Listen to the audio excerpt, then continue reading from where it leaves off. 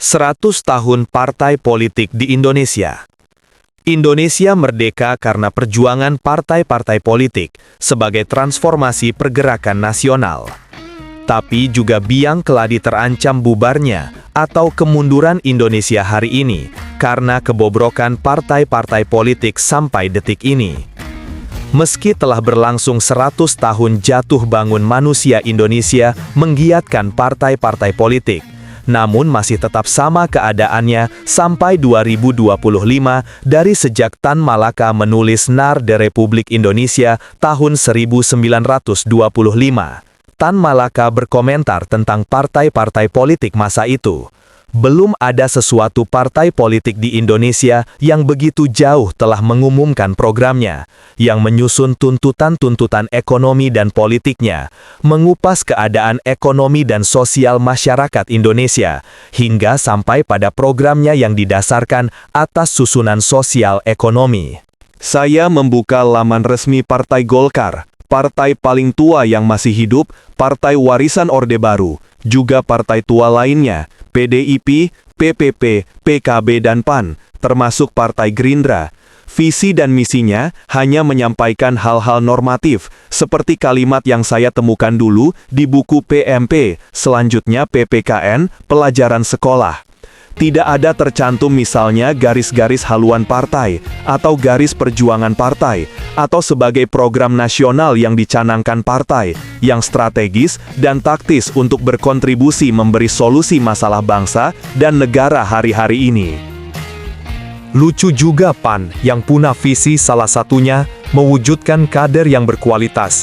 Bagaimana mau berkualitas kalau mengandalkan publikasi rekrutan artis, hingga masyarakat jengah membuat PAN diplesetkan Partai Artis Nasional.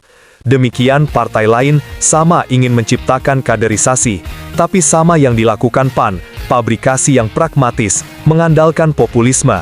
Tengok misalnya Tan Malaka, karena pernah jadi ketua PKI pasca Kongres Desember 1921, meski bermasa pendek karena berselisih paham dengan Alimin dan Semaun dalam pandangan soal strategi pemberontakan melawan Belanda, tapi di Narda Republik Indonesia telah menjabarkan program dan uraian yang jelas tentang jalan-jalan yang harus ditempuh sebagai program nasional PKI ekonomi yang detail operasional bidang politik, ekonomi, sosial, pendidikan, militer, polisi, dan rencana aksi. Menarik misalnya Tan Malaka merasa perlu membentuk Republik Federasi dari pelbagai pulau-pulau Indonesia. Bentuk negara yang dimau Republik, Narda Republik Indonesia. Tapi kenapa harus juga membentuk federasi?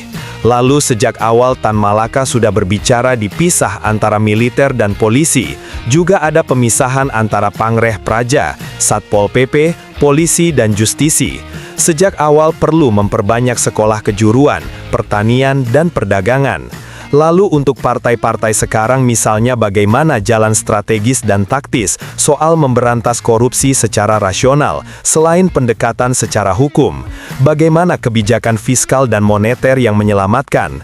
Kalau itu partai berbasis Islam, lalu bagaimana detail operasional pelaksanaan sebuah sabda? Janganlah harta hanya berputar di golongan kaya saja, karena itulah yang menjadi biang keladi kemiskinan. Jika program-program dari setiap partai dibuka di muka umum tentang masalah inti dan solusi mendasar, lalu diperbincangkan secara masif dalam dialog interaktif, acara debat, atau diseminarkan, dibuatkan menjadi acara-acara TV nasional, guna melihat urgensi, kelebihan dan kekurangannya, niscaya itu tidak hanya akan mencerdaskan, tapi lebih penting, akan terciptanya kader-kader mumpuni yang bisa mengeksekusi jikalau nanti duduk menjadi anggota DPR per DPRD.